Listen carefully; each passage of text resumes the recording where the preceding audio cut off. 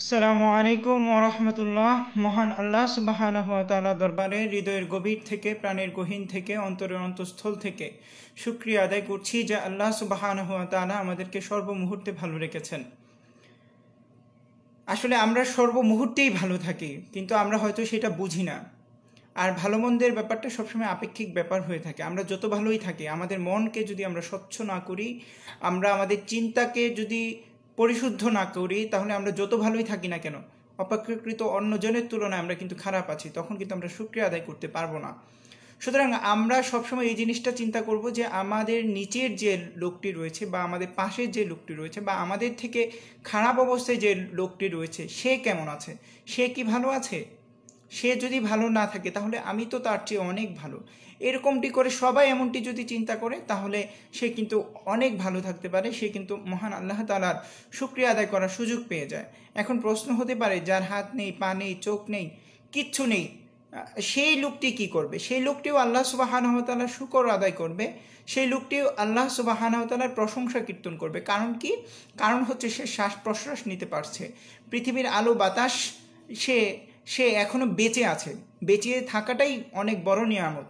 আমি বেঁচে থাকার এই মুহূর্তে যদি আমি আল্লাহ সুবহানাহু ওয়া তাআলার শুকর আদায় করতে পারি, আল্লাহ এবং তার রাসূলের উপর পূর্ণ বিশ্বাস ও আনুগত্য পোষণ করতে পারি, তাহলে এই বেঁচে থাকাটাই পরবর্তী সময়ে আমাকে জান্নাত এনে দেবে, আল্লাহর সন্তুষ্টি এনে দেবে। আর যদি বেঁচে থাকতে না পারি, আল্লাহর শুকর আদায় ছাড়াই আমি পৃথিবী থেকে চলে যাই, তাহলে কিন্তু আমি জান্নাত পাবো না, বরং আমাকে জাহান্নামে নিক্ষিপ্ত করা হবে।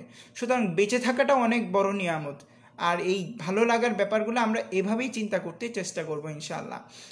সম্মানিত সুধী, আমরা শিক্ষা নেওয়ার চেষ্টা করব আমাদের পূর্ববর্তী যারা ছিলেন তাদের থেকে। তারা কিভাবে আল্লাহ শুকর করেছেন, তারা কিভাবে কঠিন পরিস্থিতিতেও আল্লাহ তাআলার নিরঙ্কুশ শুকরিয়া আদায় করেছেন। প্রসঙ্গত হযরত আইয়ুব আলাইহিসসালামের উদাহরণ আমরা নিয়ে আসতে পারি। হযরত আইয়ুব আলাইহিসসালাম আল্লাহ সুবহানাহু ওয়া তাআলার একজন অতি পছন্দের নবী ছিলেন। তিনি দীর্ঘকাল যাবৎ কঠিন দুরারোগ্য ব্যাধিতে ভুগছিলেন। তার আশেপাশের যত মানুষ রয়েছে, সব মানুষ তাকে ছেড়ে দিয়েছিল। তার সম্পত্তিও এগুলো বিনষ্ট হয়ে গিয়েছিল বা অন্যর কাছে চলে গিয়েছিল। তাকে একঘরে করে দেওয়া হয়েছিল, বা তাকে বনবাসে প্রেরণ করা হয়েছিল। তিনি অনেক দূরে চলে গিয়েছিলেন, তাকে তার স্ত্রী মাত্র সঙ্গ দিয়েছে। তো আল্লাহর ইচ্ছায় দীর্ঘ বছর তিনি অসুস্থ থাকার পর সুস্থ হলেন। তখন তাকে জিজ্ঞেস করা হয়েছিল, হে নবী, হে আল্লাহর নবী, আপনি এই মুহূর্তে ভালো আছেন, না যখন অসুস্থ ছিলেন তখন ভালো ছিলেন? তখন হযরত আইয়ুব আলাইহিসসালাম বলেছিলেন, দেখো, এখন তো আমার উপর অনেক দায়িত্ব রয়েছে। এগুলা ঠিকমতো পালন করতে গিয়ে অনেক সময় আল্লাহ তাআলাকে যে নিরবিচ্ছিন্নভাবে, নীরবে নিভৃতে আল্লাহকে ডেকে আল্লাহর শুকরিয়া আদায় করতে হয়, সেটা আমার পক্ষে সম্ভব হয় না। যেটা সম্ভব হয়েছে আমি যখন অসুস্থ ছিলাম সেই সময়টায়, তখন আমি আর আল্লাহ, শুধু আল্লাহকেই ডাকতে পেরেছি। সমস্ত দায়িত্ব আমার মধ্যে ছিল না, উম্মার দায়িত্ব আমার মধ্যে ছিল না। আমি আল্লাহকে ডাকতে পেরেছি, এটাই তো আমার জন্য বড় কিছু ছিল, এটাই তো অনেক বেশি তৃপ্তিকর ছিল। মুহতারাম হাজরিন, করোনাকালের এই কঠিন মুহূর্তে এই ঘটনা থেকে কিন্তু আমাদের শিক্ষা নেওয়া দরকার। হযরত আইয়ুব আলাইহিসসালাম এর মতো আমরাও কিন্তু এখন বিভিন্ন ধরনের সামাজিক দূরত্ব আমাদের অবলম্বন করতে হচ্ছে, একজন থেকে আরেকজনের দূরে থাকতে হচ্ছে। ইচ্ছে করলেও আমরা প্রিয় মানুষদের কাছে যেতে পারছি না, প্রিয় মানুষদের পাশে যেতে পারছি না। আমরা এক ধরনের ভীতিকর, অস্বস্তিকর মুহূর্ত পার করছি। এটা ঠিক আছে, কিন্তু এই মুহূর্তেও কিন্তু আমাদের সামনে অফুরন্ত সুযোগ রয়ে গিয়েছে আল্লাহ সুবহানাহু ওয়া তাআলাকে স্মরণ করার, আল্লাহ সুবহানাহু ওয়া তাআলাকে ডাকার, বেশি বেশি ডাকার। সেই সুযোগটি কিন্তু হয়েছে, যেটা সাধারণত স্বাভাবিক পরিবেশে আমরা পাই না। একটা না একটা ব্যস্ততা আমাদেরকে চেপে বসে, সুতরাং আমরা আল্লাহকে ঠিকঠাক মতন ডাকতে পারি না। যেই ডাকাটা এই মুহূর্তে আমাদের পক্ষে অতীব সহজসাধ্য একটি বিষয়। সুতরাং আমরা এই করোনার সময়টিকেও আমরা নিয়ামত মনে করতে চাই, এবং আল্লাহ সুবহানাহু ওয়া তাআলার প্রশংসা কীর্তন করতে চাই, শুকরিয়া আদায় করতে চাই। আসলে শুকরিয়া আদায় করার মতো বহু বহু বিষয় রয়েছে। আমরা স্বাভাবিকভাবেই কোনো মানুষ থেকে যদি কোনো উপকার পেয়ে বসি, তখন আমরা তার প্রতি কৃতজ্ঞ হই, আমরা থ্যাংক ইউ জানাই। কিন্তু প্রত্যেকটা মুহূর্ত, প্রতিনিয়ত আমরা আল্লাহ সুবহানাহু ওয়া তাআলার নিয়ামত রাজির মধ্যে ডুবে রয়েছি। আমরা আল্লাহ সুবহানাহু ওয়া তাআলার শুকরিয়া আদায় করছি না। এটা মস্ত বড় ধরনের একটি অন্যায়। এই অন্যায় থেকে আমাদের মনে হয় বেঁচে থাকা দরকার। আমাদের প্রত্যহ আল্লাহর শুকর আদায় করা দরকার। আলহামদুলিল্লাহ, এই বাক্যটির বা এই শব্দটির বেশি বেশি চর্চা করা দরকার। আল্লাহ সুবহানাহু ওয়া তাআলা তৌফিক দান করুন। প্রিয় সুধী, আজকেও আমি কিছু চিন্তাগত বিষয় নিয়ে কথা বলবো, যে বিষয়গুলো নিয়ে আমাদের একটু চিন্তা করা প্রয়োজন। আসলে আমরা যা কিছু পড়ি, যা কিছু জানি, অধিকাংশ ক্ষেত্রেই সেটি দেখা যায় যে আমরা ভাষাভাবে জানছি বা ভাষাভাবে আমরা শুনছি, পড়ছি, কিন্তু আমরা একটু চিন্তার গভীরে যেতে চাই, আমরা আরেকটু ভেতরে প্রবেশ করতে চাই, আমরা কিছু বিষয় নিয়ে ভাবতে চাই, কিছু বিষয় নিয়ে আমরা চিন্তা করতে চাই, তাই না? এই কাজটা আমরা করতে চাই। তো চিন্তা কি করব? আমরা প্রত্যেকটা মুহূর্ত নিয়েই কিন্তু চিন্তা করতে পারি, আমরা প্রত্যেকটা মুহূর্ত নিয়েই কিন্তু আমরা ভাবতে পারি। ভাবলেই নতুন নতুন বিষয় কিন্তু আমাদের সামনে চলে আসবে। এই যে দেখেন, আমরা একজন মানুষের থেকে উপকার পেলে আমরা তাকে থ্যাংক ইউ বলি। আসলে এই থ্যাংক ইউ বলার দ্বারা কোনো কেউ উপকার হচ্ছে তার বা আমার মানসিক তৃপ্তি হয়তো কিছুটা এলেও আসতে পারে, কিন্তু এই মানসিক তৃপ্তির চেয়েও ওইটা কি বড় না? আমরা যদি জাযাকাল্লাহর প্রচলনটা শুরু করি। জাযাকাল্লাহ মানে কি? তাকে ধন্যবাদ জানানো, অভিবাদন জানানো, তার প্রতি কৃতজ্ঞতা জানানো। সর্বাপেক্ষা একটা মানুষের প্রতি মানুষের সবচেয়ে বড় যে কর্তব্যটি রয়েছে, দোয়া করা, সেটা কিন্তু হয়ে গিয়েছে। জাযাকাল্লাহ, আপনাকে আল্লাহ সুবহানাহু ওয়া তাআলা আপনাকে উত্তম জাযায়ে খায়ের দান করুন। কত সুন্দর একটি অভিবাদন পদ্ধতি বা কৃতজ্ঞতা আদায়ের কত সুন্দর একটি মাধ্যম। এছাড়া এই বাক্যটি বলার দ্বারা কিন্তু আমার বাক্যটিও সুন্দর হয়ে গেল, তাই না? আরবি ভাষার শ্রী সৌন্দর্য তো এটা অনস্বীকার্য বা সর্বজন বিদিত, সর্বজন স্বীকৃত। যখন আমরা জাযাকাল্লাহ বলবো কথার মধ্যে, তখন কিন্তু আমার কথাগুলা সুন্দর হয়ে গেল। সুতরাং আমরা এই জাযাকাল্লাহ, এটা কোনো কষ্টের বিষয় না, কোনো ধরনের কষ্টের বিষয় না। আর এটা এমন না যে খুব বেশি পাক পবিত্র হয়ে ওযু করে আমার জাযাকাল্লাহ বলতে হবে, বরং স্বাভাবিকভাবেই কিন্তু আমরা এটা বলতে পারি। সুতরাং এই সহজ সহজ বিষয়গুলোও কিন্তু অনেক সময় আমাদেরকে কিয়ামত দিবসে অনেক বড় রকমের ফায়দা দেবে, এতে কোনো সন্দেহ নাই। আমরা যারা টুকটাক এই বিষয়গুলো নিয়ে পড়াশোনা করছি, দেখছি যে এই বিষয়গুলো আসলে কত বড় আমল, কিন্তু আমরা সেটা হয়তো অনেক সময় ভুলো মনে হওয়ার কারণে বা আমরা এই বিষয়গুলো নিয়ে না ভাবার কারণে এগুলো আমাদের কাছে ছোট্ট হয়ে দাঁড়ায়। কিন্তু কিয়ামতের দিবসে কিন্তু এই ছোট্ট ছোট্ট বিষয়গুলো অনেক বড়। সুতরাং আমরা এই ছোট্ট ছোট্ট বিষয়গুলা, সহজ সহজ বিষয়গুলা বেশি বেশি আমল করার চেষ্টা করবো। আল্লাহ সুবহানাহু ওয়া তাআলা তৌফিক দান করুন। প্রিয় শুধু আরেকটি কথা হচ্ছে যে আমরা যারা ইলমি অঙ্গনে রয়েছে, আমাদের অনেক ধর্মীয় পরিভাষা রয়েছে, অনেক ইলমি পরিভাষা রয়েছে। আমরা অনেক সময় আমাদের বাংলা ভাষায় সেই ইলমি বিষয়গুলো তুলে ধরি না, আমরা ধর্মীয় পরিভাষাগুলো ইউজ করি। আমরা ধর্মীয় যেই বিষয়গুলা সাধারণ মানুষের জানা নেই, সেই ধরনের পরিভাষা ব্যবহার করে আমরা আমাদের বক্তব্যগুলো উপস্থাপন করি। এইটা দরকার আছে, অবশ্যই দরকার আছে, কিন্তু সেই সাথে মনে হয় আরেকটা বিষয় দরকার। আমাদের ধর্মীয় যেই চিন্তাভাবনা রয়েছে বা ইসলামী দিনী যেই নির্দেশনাগুলো রয়েছে, সেই নির্দেশনাগুলোকে আমাদের মনে হয় একটু সহজ করে, সহজ ভাষায়, সর্বজন বিদিত করে বা সবাই বোঝে, সহজভাবে বোধগম্য করে আমরা যেন সেইটা পরিবেশন করি, সেটা আমরা করতে পারি, সেই চিন্তাটা আমাদের করা দরকার। ইসলামী আকিদা আমাদের জানা দরকার। আসলে আমরা ইসলামী আকিদা না জানার কারণে অনেক সময় কঠিনতম ভুল করে বসি। সুতরাং ইসলামী আকিদা জানা দরকার, কিন্তু সেই আকিদাগুলা কিভাবে সহজ ভাষায় সাধারণ মানুষের কাছে নিয়ে যাওয়া যায়, সেটাও কিন্তু আমাদের চিন্তা করা খুব বেশি রকমের প্রয়োজন রয়েছে। আল্লাহ সুবহানাহু ওয়া তাআলা ইসলামের মূল বিষয়গুলা বা ইসলামের যে কোনো বিষয়কে সহজ সাবলীল বোধগম্য করে মানুষের কাছে পৌঁছে দেওয়ার তৌফিক দান করুন। মানুষ যে ভাষায় কথা বলে, মানুষ যে ভাষায় বক্তব্যকে বোঝার চেষ্টা করে, সে ভাষা আমাদের রপ্ত করার তৌফিক দান করুন। আল্লাহ রাসূল সাল্লাল্লাহু আলাইহি সাল্লামের উপর আরবি ভাষায় কোরআনে কারীম নাজিল করা হয়েছে। এই কারণেও তিনি যে অঞ্চলে যে এসেছিলেন, সেই অঞ্চলটি কিন্তু আরবি ভাষাভাষী অঞ্চল ছিল। সেই জন্য কিন্তু আল্লাহ রাসূল সাল্লাল্লাহু আলাইহি সাল্লামের উপর কোরআনে কারীম নাজিল করা হয়েছে আরবি ভাষায়। আমরা যেহেতু বাংলাদেশে রয়েছি, অবশ্যই দিনকে আরবি ভাষাতেই বুঝতে হবে, কিন্তু সেই বুঝটিকে প্রচার কিন্তু করতে হবে বাংলা ভাষায়। আল্লাহ তাআলা আরবি ভাষাকে বুঝে বাংলা ভাষায় সেটিকে প্রকাশ করার, উত্তমভাবে প্রকাশ করার বা প্রচার করার, প্রসার করার তৌফিক এনায়েত করুন। আল্লাহুম্মা আমিন। প্রিয় সুধী, আরও একটি কথা বলতে চাই। বর্তমানে করোনা ভাইরাস চলছে। এই করোনা ভাইরাসের এই মুহূর্তে আমাদের প্রত্যেকটি বিষয়েই আমাদের সচেতন হওয়া দরকার। প্রত্যেকটি আচরণ দক্ষতায় সচেতন হওয়া দরকার। কারণ এই সময়ে আমরা যদি সামান্য পরিমাণ হলেও কাউকে কষ্ট দিয়ে ফেলি, সেটা কিন্তু অন্য সময়ের তুলনায় অনেক বড় কষ্টের বিষয়। আমরা একটা কথা খুব প্রচলন করছি, সেটি হচ্ছে যে সামাজিক দূরত্ব অবলম্বন করতে হবে। একেবারে তৃণমূল থেকে শুরু করে রাষ্ট্রযন্ত্রের সব জায়গায় এই কথাটি একদম ছড়িয়ে গিয়েছে যে সামাজিক দূরত্ব।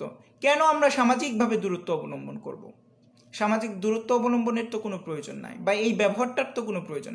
হ্যাঁ, ডাক্তারি বিধিনিষেধ অনুযায়ী আমরা অবশ্যই একে অপরের থেকে দূরে থাকবো, সেটাকে আমরা স্বাস্থ্যবিধি মেনে চলা বললেই তো হয়ে যায়। কিন্তু সামাজিক দূরত্ব বললেই তো এক ধরনের একটা ডিস্টেন্স মানুষের মন, মগজ, মস্তিষ্কে চলে আসে। এটা কিন্তু কখনোই ঠিক না। এই ব্যবহারটা মনে হয় আমাদের চেঞ্জ করা দরকার। আমাদের এই জায়গা থেকে বের হয়ে আসা দরকার। আমরা আল্লাহ সুবহানাহু ওয়া তাআলার কাছে সাহায্য চাই, আমরা যেন কখনোই কোনো শব্দের মাধ্যমে, কোনো বাক্যের মাধ্যমে অন্যের কষ্ট কারণ না হয়ে দাঁড়ায়, সেই জন্য আল্লাহ তাআলার কাছে আশ্রয় কামনা করছি।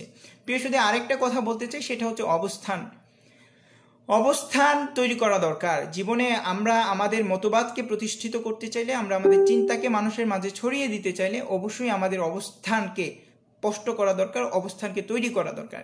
কারণ অবস্থান এমন এক নিয়ামত, আপনি যখন ওই অবস্থানে চলে যাবেন তখন অবস্থানের কারণেই আপনি অনেক ভালো ভালো কথা বলে ফেলতে পারবেন।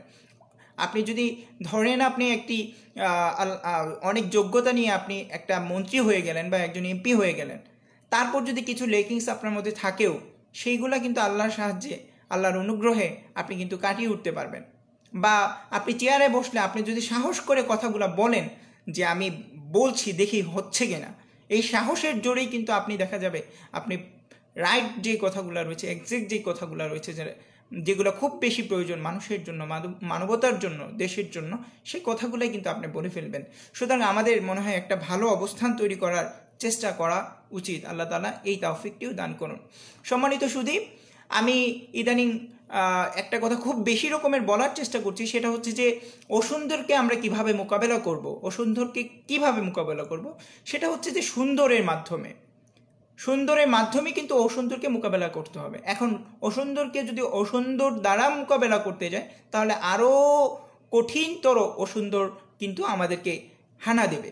সুতরাং আমরা অসুন্দরকে মোকাবেলা করতে চাই, এবং আমরা যে কোনো জায়গায় আদর্শ নেব রাসূল করিম সাল্লাল্লাহু আলাইহি ওয়াসাল্লামের থেকে। রাসূল করিম সাল্লাল্লাহু আলাইহি ওয়াসাল্লাম অসুন্দরকে কিভাবে মোকাবেলা করেছেন, কিভাবে বিনষ্ট করেছেন বা ধ্বংস করেছেন, সেটা কিন্তু তিনি উত্তম আচরণের মাধ্যমে করেছেন, উত্তম আচরণ উচ্চারণের মাধ্যমে করেছেন। সুতরাং আল্লাহ রাসূল সাল্লাল্লাহু আলাইহি ওয়াসাল্লাম এই শিক্ষা মনে হয় এখন আমাদের অনেক বেশি চর্চা করা উচিত। আমাদের সমাজে ইসলাম বিদ্বেষী বিভিন্ন ধরনের কর্মকাণ্ড চলছে। সুতরাং সেই কর্মকাণ্ড যদি আমরা নষ্ট করতে চাই, বা সেই কর্মকাণ্ডগুলোকে যদি সমাজ থেকে উৎখাত করতে চাই, তাহলে কিন্তু আমাদের সুন্দর আচরণ করা দরকার, সুন্দর কথাবার্তা বলা দরকার, প্রজ্ঞার সাথে কথা বলা দরকার, জ্ঞানের সাথে কথা বলা দরকার। কোরআনে কারিম এবং হাদিস শরীফের অমোঘ নির্দেশনা কিন্তু এইগুলা।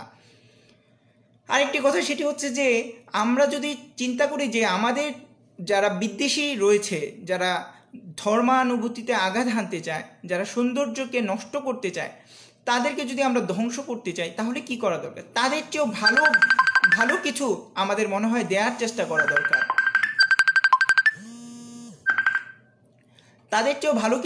আমাদের চেষ্টা করা দরকার। সেদিন আমার এক ভাই আমার কাছে এসে বলেছেন যে ভাই, এখানে আমি একটা দাগ টান দিলাম, এই দাগটাকে আপনি কোনোভাবেই মুছতে পারবেন না, রাবার ইউজ করতে পারবেন না, কিন্তু এই কোনো কিছুর ইউজ ছাড়াই আপনি এই দাগটাকে ছোট করবেন, কিভাবে পারবেন? তা আমি উত্তরটা বুঝে গিয়েছিলাম যে আসলে কিভাবে ওই দাগটাকে ছোট করা যায়। তারপর আমি তার মুখ থেকেই শুনেছি, সে বলেছে যে ভাই, আমরা যদি এই দাগটার উপরে আরেকটা বড় দাগ দিতে পারি, তাহলে এই দাগটা কিন্তু ছোট হয়ে যাবে, বড়র কাছে ছোট হয়ে যাবে। সুতরাং আমাদের সমাজে যারা বিভিন্ন অনলাইন স্কুলের নামে, বিভিন্ন প্রতিষ্ঠানের নামে, বিভিন্ন সামাজিক কর্মকাণ্ডের নামে মানুষের কাছে অপপ্রচারও কিছু চালাচ্ছে, মধুর সাথে বিষ ঢেলে দিচ্ছে, তাদের চিন্তাগুলোকে যদি আমরা দমাতে চাই, তাদের কর্মকাণ্ডগুলোকে যদি আমরা দমাতে চাই, তাহলে যেটি প্রয়োজন সেটি হচ্ছে আগে আমাদের শুদ্ধ হতে হবে, আগে আমাদের যোগ্য হতে হবে, এবং তারা যে প্ল্যাটফর্ম তৈরি করেছে তার চেয়েও বড় প্ল্যাটফর্ম, তার চেয়েও অধিক ফলপ্রসূ, তার চেয়েও আরও উন্নততর অবস্থা বা সেবা যদি আমরা মানুষদেরকে দিতে পারি, তাহলেই মনে হয় তাদের কাজগুলোকে আমরা দমাতে পারবো। নইলে যতই আমরা চিৎকার চেঁচামেচি, বিদ্রোহ বা বিষোদ্গার বা প্রতিবাদ করি না কেন, সেটা কিন্তু যথোপযুক্ত প্রতিবাদ হবে না। এই বিষয়টা কিন্তু আমাদের মাথায় রাখা দরকার, এই বিষয়টা কিন্তু আমাদের মস্তিষ্কে রাখা দরকার। এবং আলহামদুলিল্লাহ আমার অনেক ভাইদের ফেসবুক ইউটিউবের কল্যাণে অনেক এই ধরনের পজিটিভ মাইন্ডের মানুষদের সাথে দেখা হচ্ছে যারা এই চিন্তাগুলো করছেন। আমি গতকালও আমার এক ভাইয়ের সাথে এই ব্যাপারে কথা বলছিলাম, তাকে বলেছি যে ভাইয়া আমার মনে হয় আর 20টা বছর পরে মানুষ কিন্তু আরও অনেক বেশি সুন্দর চিন্তা করবে, আরও বেশি পজিটিভ চিন্তা করবে।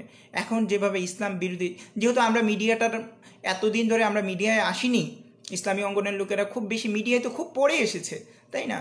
ফেসবুকেও মানুষ ইসলামী অঙ্গনের লোকেরা পড়ে এসেছে, ইউটিউবে পড়ে এসেছে, পড়ে এসেও আলহামদুলিল্লাহ খুব শক্ত অবস্থান করতে পারছে আমাদের ধর্মীয় স্কলাররা। সুতরাং আর কিছুদিন সময় গেলে অবশ্যই ইনশাল্লাহ সত্যের প্রচারে অবশ্যই মিথ্যা হারিয়ে যাবে, সুন্দরের কাছে অবশ্যই পরাজয় বরণ করবে কদর্য ও সৌন্দর্য। এটাই হচ্ছে বাস্তব কথা। তো আমি আরেকটা কথা বলতে চাই, সেটা হচ্ছে যে আমার এক বড় ভাই আছেন, তাকে আমি মাদ্রাসায় পাইনি, কিন্তু পরবর্তী সময়ে তাকে আমি পেয়েছি। তিনি আমাদের একজন সিনিয়র বড় ভাই, মুশফিক ভাই। তিনি বরিশালে আছেন, একটা ইসলামী ব্যাংকে কর্মরত আছেন। তিনি মাঝে মাঝেই আমার সাথে কথা বলেন, তার বক্তব্যগুলো শেয়ার করেন, বা আমার বক্তব্যের কি ভুল রয়েছে বা আমার বক্তব্যর কোন দিকগুলা ভালো সেটি তিনি আমাকে জানাতে চেষ্টা করেন।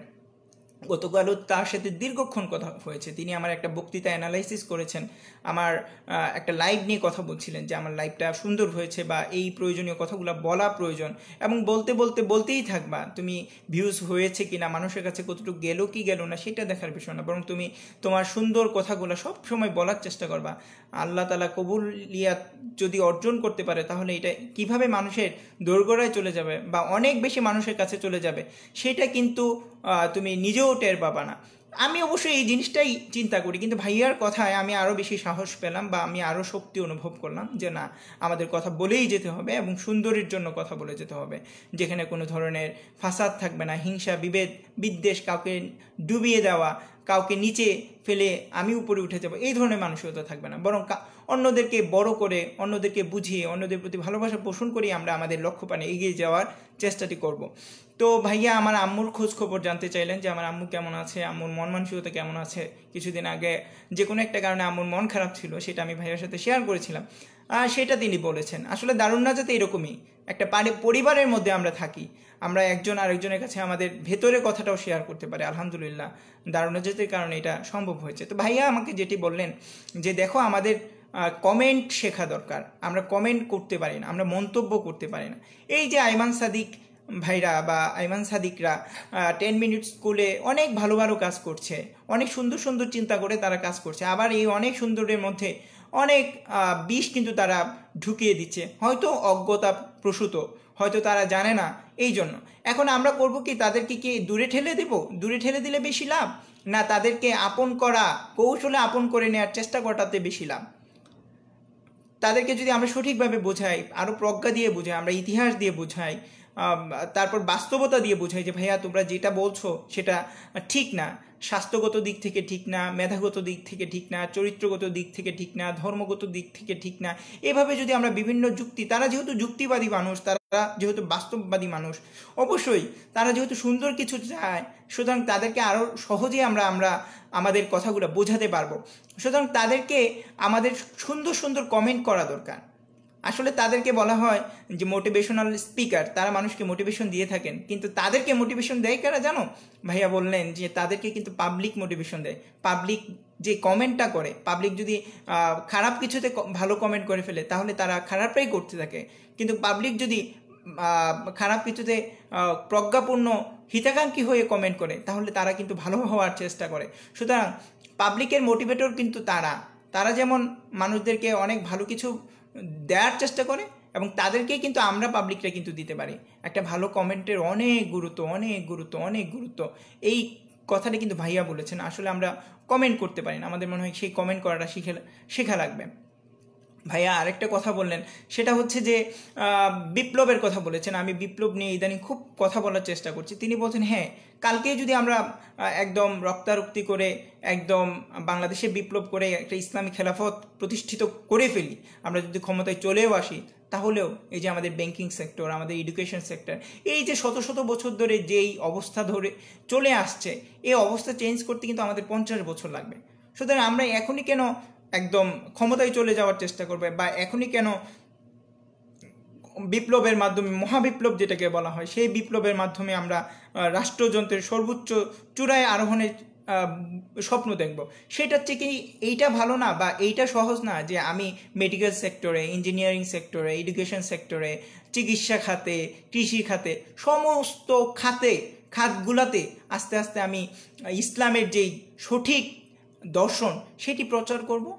তো এইভাবে যদি প্রত্যেকটা জায়গায় ব্যাংকগুলো আমাদের ইসলামী হয়ে যায়, যদি আমাদের শিক্ষার সাথে যারা জড়িত রয়েছে, স্কুল কলেজ ইউনিভার্সিটির ভাই বোনেরা, তারা যদি ইসলামী শিক্ষায় শিক্ষিত হয়ে যান, বা সুন্দর শিক্ষায়, মার্জিত শিক্ষায় বা উন্নততর শিক্ষায় শিক্ষিত হয়ে যান, তাহলে সেটা কি অনেক বেশি কল্যাণ এবং ফলপ্রসূ নয়? সেটাই তো বেশি ফলপ্রসূ।